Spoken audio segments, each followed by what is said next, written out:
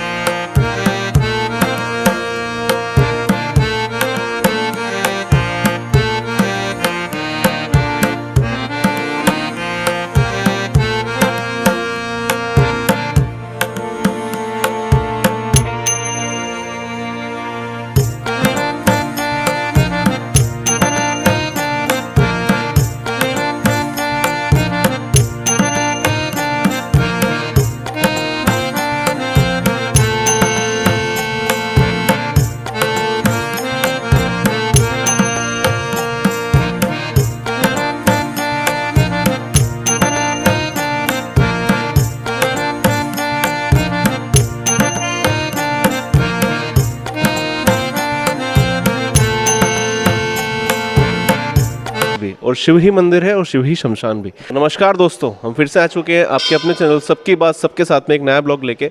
हम आए हैं, देख सकते हैं पशुपतिनाथ मंदिर, जो इंदौर में एक बहुत प्रसिद्ध मंदिर है, जो आपको पाटनीपुरा स्क्वायर से जो आस्था टॉकीज वाला जो रोड जाता है वहाँ से सिर्फ 500 मीटर के डिस्टेंस पे है। हम इसकी प्रॉपर लोकेशन यहाँ पर ऐड कर देंगे। तो दोस्तों सभी, जैसे कि आप लोग जानते ही हैं कि शिवरात्रि का एक शुभ अवसर आने वाला जो 8 मार्च को है। जी हाँ, तो हम लोग आ चुके हैं पशुपतिनाथ मंदिर, जो आपने देखा होगा कि जो नेपाल में जो मंदिर है पशुपतिनाथ जी का, हमारे एमपी में, हमारे मध्य प्रदेश में 2 मंदिर है, एक है मंदसौर में और एक है इंदौर में।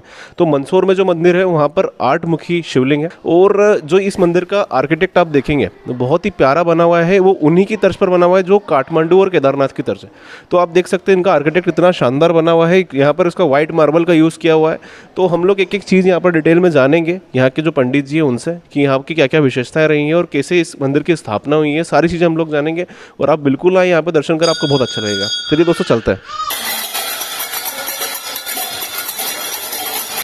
तो दोस्तों हम आ चुके हैं मंदिर प्रांगण में। यहाँ के जो पूज्य पंडित जी हैं उनसे हम उनका परिचय जानेंगे और जानेंगे यहाँ की क्या विशेषता है। पंडित जी, आपका परिचय बताएंगे? मेरा नाम पंडित सत्येश शास्त्री, और मैं यहीं भजन नगर में ही यहीं का निवासी हूँ। और इस मंदिर के विषय में भी आप लोगों को रूबरू कराना चाहता हूँ, जो काफ़ी प्राचीन है। 40 वर्ष के लगभग यह यहाँ पर मंदिर यहाँ पर विराजमान है, और जीर्णोद्धार किया गया मंदिर का। पहले पशुपतिनाथ जी के नाम से जो है यह केवल राधा कृष्ण जी का मंदिर और माता जी का स्थान था।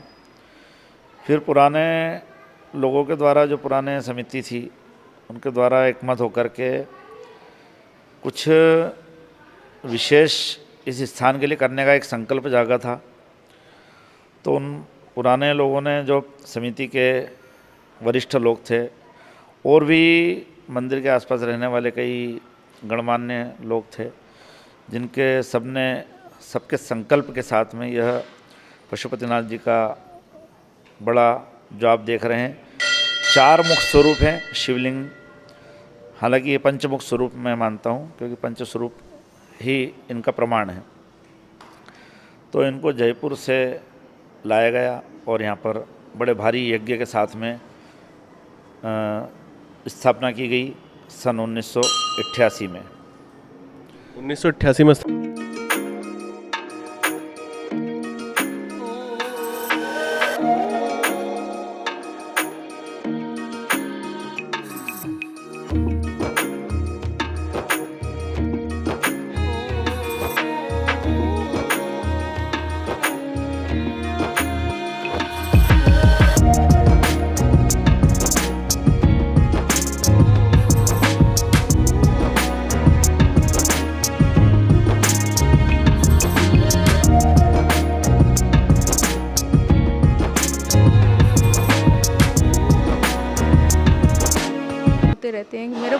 अपने अनुभव से बता रही हूँ कि यहाँ पे लाइन लगी ही रहती है और इतनी अच्छी माने यहाँ पे आरती होती है। यहाँ पे जो भी त्यौहार होते हैं बड़े धूमधाम से मनाए जाते हैं। हर माने कि शिवरात्रि लगा लो या सावन। आप बता पाएंगे आपको क्या अनुभूति होती है यहाँ पर आके? मन को बहुत शांति मिलती है, बहुत अच्छा लगता हैगा। और भगवान के दरबार में तो सभी को अच्छा लगता है, लेकिन यहाँ पे जो प्रोग्राम हैंगे वो सही में बहुत अच्छी तरह से मनाए जाते हैं। बहुत अच्छा सेलिब्रेशन होता है, जो मंत्र करते हैं ना उत्साह बहुत के अच्छे से। साथ। सारी मनोकामनाएं पूरी हो रही हैं आपकी। हर हर महादेव। हर हर महादेव, हर हर महादेव। जब इनका नाम अगर आया, पशुपति नाम अगर आया, तो किसी न किसी मुख का ही दर्शन होता है। उनके जो लिंग स्वरूप, जो प्रतीक चिन्ह जिसको कहा जाता है, तो यह शिव पुराण के अनुसार शास्त्रोक्त हम बोल सकते हैं कि यह शास्त्रोक्त है। जैसे नेपाल में है, नेपाल में पंचमुख स्वरूप है। पंचमुख स्वरूप और अष्टमुख स्वरूप, एक 8 का प्रमाण मिलता है और 5 का प्रमाण मिलता है। क्योंकि जैसे हम आरती में भी गाते हैं कि एकानन चतुरानन पंचानन साजे, तो एकानन तो विष्णु जी हुए, चतुरानन ब्रह्मा जी, अब पंचानन कौन हुए? तो पंचानन महादेव जी। तो आप देख सकते हैं महादेव जी का ये पंचानन ही स्वरूप है, जो अलग अलग 5 कल्पों में 5 रंग में जो महादेव जी का स्वरूप उत्पन्न हुआ शिव पुराण के अनुसार, यह वही शास्त्रोक्त है। तो उसके बाद पत्थरों में भी जो है सफ़ेद पत्थर का जो महत्व शिव पुराण के अनुसार बतलाया गया है, क्योंकि सफ़ेद रंग शिव जी को प्रिय है। क्योंकि हम नित्य आराधना करते हैं, रोज़ आरती करते हैं, कपूर बोलते हैं, कर्पूर गौरम करुणावतारम संसार सारम भुजगेंद्रहारम। तो सबसे पहले ये तो आरती करते हैं, लेकिन ये वास्तविक देखा जाए तो शिव जी का ध्यान है। क्योंकि सबसे पहले वर्ण बताया, गुण बताएंगे, तो शिव जी का वर्ण कर्पूर गौरम, कपूर के समान धवल सफ़ेद झक वर्ण है महादेव जी का। कोई काला नीला जो स्वरूप भी बना लेते हैं, यह स्वरूप नहीं है। महादेव जी का वर्ण सफ़ेद, इसलिए शास्त्र के अनुसार देखा जाए तो जो पत्थर का रंग है वह भी शास्त्रोक्त है। तो इसलिए, और मुख के विषय में आपको बतलाते हैं, चारों दिशाओं में चारों मुख जा रहे हैं भगवान के महादेव जी के। जो पश्चिम की तरफ जो मुख जा रहा है इस मुख को जो है सद्योजात बोलते हैं। सद्योजात के नाम से शुक्ल यजुर्वेद में स्तुति है। सद्योजातम प्रपद्यामि सद्योजाताय वै नमो नमः भवे भवे नाति भवे भवस्व मां भवोद्भवाय नमः। इस मंत्र के द्वारा सद्योजात जो पश्चिम मुख शिवलिंग है उनकी आराधना की जाती है। उत्तर मुख शिवलिंग जिनको वामदेव के नाम से संबोधित किया जाता है, ओम वामदेवाय नमो, ज्येष्ठाय नमः, श्रेष्ठाय नमो, रुद्राय नमः, कालाय नमः, कलविकरणाय नमः, बलाय नमः, बलविकरणाय नमः, बलाय नमः, बलप्रमथनाय नमः, सर्वभूतदमनाय नमः, मनोन्मनाय नमः। ये जो उत्तरमुख शिवलिंग है वामदेव, ये उनकी स्तुति है। अब दक्षिण मुख तो अपने आप ही जटिल होती है दिशा, तो अघोर दक्षिण दिशा के जो है मुख स्वरूप जो है महादेव जी का नाम उनका अघोर है। उनका भी मंत्र स्तुति है यजुर्वेद में, अघोरेभ्यो दघोरेभ्यो घोर घोरतरेभ्य सर्वेभ्यो सर्वसर्वेभ्यो नमस्य रुद्रूपेभ्य। यह महादेव जी का रुद्र रूप अघोर। और हमारी तरफ इस तरफ पूर्व दिशा की ओर जो मुख देख रहा है इनको तत्पुरुष कहेंगे या विष्णु स्वरूप मान सकते हैं। तत्पुरुषाय विद्महे महादेवाय धीमहि तन्नो रुद्रः प्रचोदयात्। ये रुद्र रूप में चौथे मुख की स्तुति है। 5वें मंत्र में ईशानः सर्वविद्यानाम ईश्वरः सर्वभूतानां ब्रह्माधिपति ब्रह्मणोधिपति ब्रह्मा शिवो में अस्तु सदा शिवोम। यह ईशान शिव जी का एक नाम, यह भी जग प्रसिद्ध है। जो ऊपर बिना मुख की आकृति के जो शिवलिंग स्वरूप जो जा रहे हैं यह ईशान के नाम से संबोधित होते हैं। तो इस प्रकार से पंचमुख स्वरूप हम इनको कह सकते हैं। और शिव पुराण के अनुसार शास्त्रोक्त और शुक्ल यजुर्वेद जिसमें शिव जी की स्तुति रुद्राभिषेक का वर्णन आता है उसके अनुसार भी ये जो है महादेव जी का 5 स्वरूप के 5 नाम हमने आपको बताएं, जिनकी पूजा आराधना दुर्लभ है, हर कोई करते भी नहीं है। और इसको पंचवक्त्र पूजा, पंचवक्त्र विधान के विषय में बतलाया गया है, जिसमें 5 स्वरूप को अलग अलग प्रकार के पुष्प, अलग अलग प्रकार का भोग इत्यादि पूजन पद्धति जिनके ऊपर लागू होती है। ऐसा महादेव जी का पंचमुख स्वरूप सभी कामनाओं को देने वाला हो। अष्टमुख का प्रमाण बतलाया गया है। अष्टमुख जो मंदसौर में जो अष्ट स्वरूप है, उसमें शिव पुराण में महादेव जी के 8 स्वरूप बतलाए हैं। अब वो 8 स्वरूप कैसे होंगे? 5 तो पंचतत्व, क्षिति जल पावक गगन समीरा, मतलब पृथ्वी, जल, आकाश, वायु, अग्नि, सूर्य और चंद्रमा, और 8वां जीव आत्मा जिसको यजमान बोला गया है। तो ऐसा 8 स्वरूप का प्रमाण वहाँ पे मिलता है, ये भी शिव पुराण के अनुसार। और 5 मुख का प्रमाण हमने आपको यहाँ जो बताया है, यह अपने आप में स्वयं सिद्ध करता है। और बाकी भगवान महादेव जी सभी की इच्छाएं, सभी की मनोकामनाएं पूर्ण करें।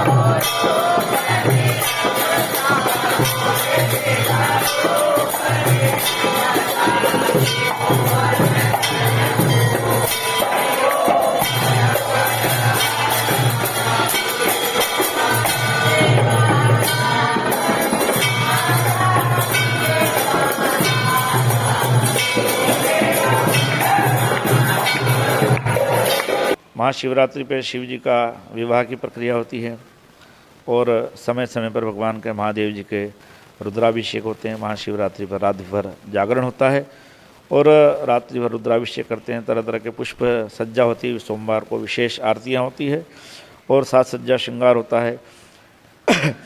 और श्रावण में महादेव जी के मंदिर समिति के द्वारा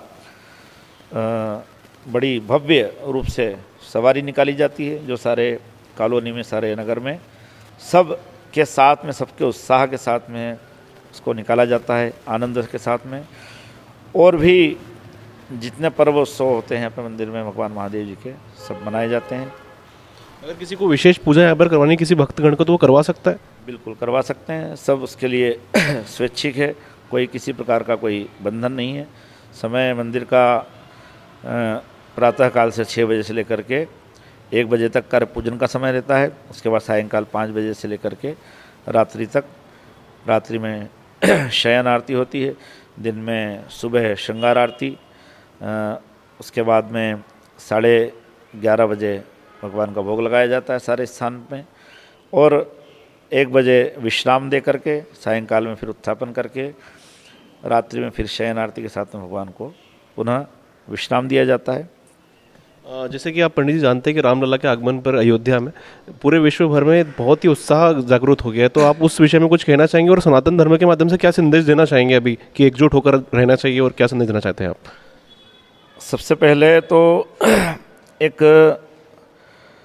राम मंदिर जो का निर्माण का और स्थापना का जो अवसर पूरे संपूर्ण भारतवर्ष के सामने जो प्रस्तुत हुआ है, तो ये अपने आप में एक एकजुट करने वाला हुआ है। अब इससे किसी को तकलीफ़ हुई राजनीतिक रूप में या वो हम नहीं कह सकते, लेकिन एक सनातन धर्म के जितने जुड़े हुए लोग थे, आज सबको एक भगवा ध्वज के नीचे सबको खड़ा कर दिया गया है। एक सबसे बड़ी एक आश्चर्यजनक ये बात थी, क्योंकि सनातन धर्म में हिंदू समाज को एकत्र करना बड़ा ही कठिन काम अपने आप में है।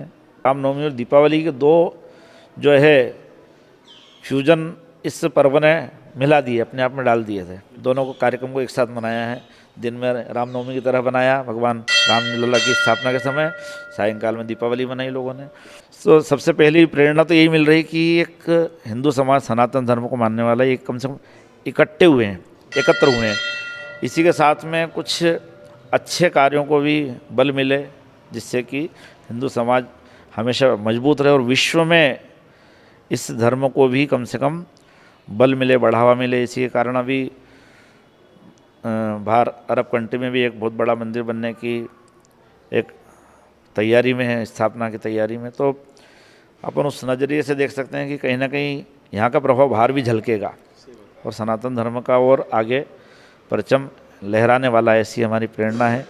क्योंकि एक लहर, सबकी जो लहर चलती है इसको बोलते हैं, तो एक सनातन धर्म की इस समय पुनः लहर आ चुकी है, जिसको सतयुग के लहर बोलो या ईश्वर भक्ति का काल बोलो, तो ये वह समय दिख रहा है। पंडित जी, शिवरात्रि के अवसर पर यहाँ पर क्या क्या प्रायोजन होते हैं जो भी आने ही वाली है?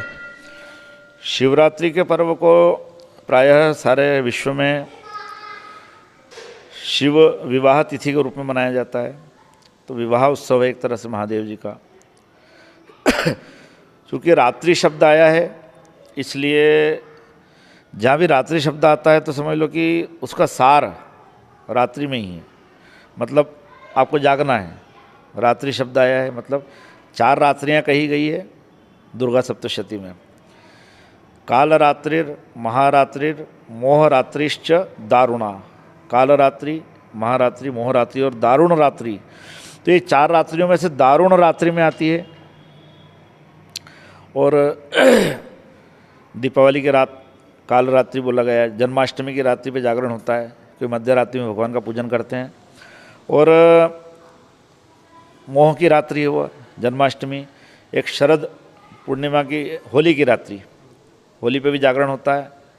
इस प्रकार से 4 रात्रियों में एक दारुण रात्रि जिसको बोला गया, तो शिवरात्रि, इस पर भी जागरण करना पड़ता है, जागरण करना चाहिए। तो इस पशुपतिनाथ मंदिर स्थान में भी यहाँ पे कम से कम 4 से 5 दिन का उत्सव यहाँ पे बनता है।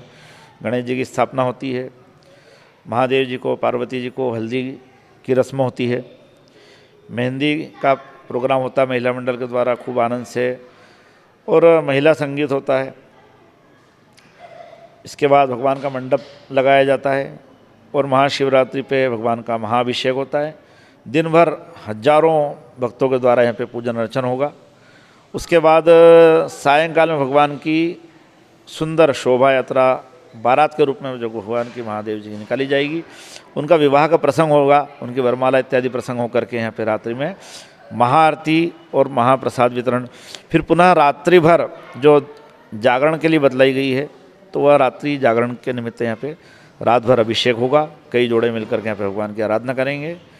इस प्रकार यह महाशिवरात्रि का विशेष पर्व यहाँ पे पशुपतिनाथ मंदिर में मनाया जाने वाला है। इस बार मंदिर समिति के द्वारा यह आयोजन रहेगा। आपसे मैं ये जानना चाहूँगा कि जो अभी युवा वर्ग की जो पीढ़ी है, आप उसको सनातन धर्म के माध्यम से क्या संदेश देना चाहेंगे? सबसे पहले सनातन धर्म एक बहुत गहन और गंभीर है। एक तो साधारण बुद्धि से इसको समझा नहीं जा सकता, तो इसलिए मैं आज की पीढ़ी को प्रत्यक्ष किसी भी रूप से सनातन धर्म के रीति रिवाजों से प्रत्यक्ष लाभ देने वाली प्रक्रिया के रूप में उनको समझाया नहीं जा सकता। युवाओं को धर्म की जो अच्छाइयाँ हैं उनसे अवगत कराया जाए, क्योंकि बुराइयाँ तो सब में होती है, बुराइयाँ तो लोग ईश्वर में भी ढूंढ लेते हैं। तो इसलिए हंस की तरह युवा पीढ़ी को भी बनना पड़ेगा, क्योंकि संसार को गुण और दोष में बताया गया है। जैसे कि दूध और पानी मिला हुआ जैसे पदार्थ अगर रख दिया जाए हंस के सामने, तो वह केवल नीर क्षीर विवेक जिसको बोला जाता है, नीर क्षीर विवेक, जिसको दूध और पानी का विवेक है, और मिले हुए में से वह दूध निकाल लेगा और पानी छोड़ देगा। तो युवा पीढ़ी को सनातन धर्म की जब ऐसी लहर चल रही है, तो उसके ऊपर आप अपने अपने विषय में अगर शोध कर रहे हो, शोध के प्रति आप जागरूक हैं, कोई साहित्य में है, कोई रसायन में, अपने अपने क्षेत्र में जो शोध कर रहे हैं, तो कुछ समय इनके लिए भी निकालें कि ये प्रक्रिया क्यों है। इतने सब सनातन धर्म में इस प्रकार प्राणायाम करना, संध्या वंदन करना, प्रातः भूमि को वंदन करना और माता पिता का चरण स्पर्श करना, ये तो संस्कार। आज राम जी की इतनी बड़ी स्थापना हो रही तो यूँ ही नहीं हो रही है, उन्होंने संस्कार मर्यादाओं को स्थापित किया है। तो हम माता पिता का अपमान करके हमारी संस्कृति को पाश्चात्य संस्कृति के प्रभाव में आकर के अपने को सब भुला दें और जब विदेशी लोग इन्हीं को सब करते हुए देखें तब हम उनसे इम्प्रेस होकर के जो है फिर उसके पीछे हम जाएं। तो ये तो कोई बात ही नहीं कि हमारे घर के फल जो है कोई दूसरा बेच रहा है और हम उनसे जाके फिर महंगे दामों में ला करके बोलें कि ये तो हमारे भारत का है। तो ये है, थोड़ा समय युवा पीढ़ी को भी देना चाहिए समझने के लिए, और धीरे धीरे सहज आचरण में अगर आती हैं, क्योंकि जो वास्तविक चीज़ है वह तो आपको आचरण में लाना ही पड़ेगा। भले आप आडंबर, धर्म में से आडंबर निकाल करके वास्तविक चीज़ को आपको ग्रहण करना पड़ेगा, तभी आप भारतीय संस्कृति और सनातन को जो है आप अच्छी तरह से पहचान पाएंगे युवा पीढ़ी के लिए। बहुत बहुत शुक्रिया पंडित जी आपका। हर हर महादेव। जी, हर हर महादेव।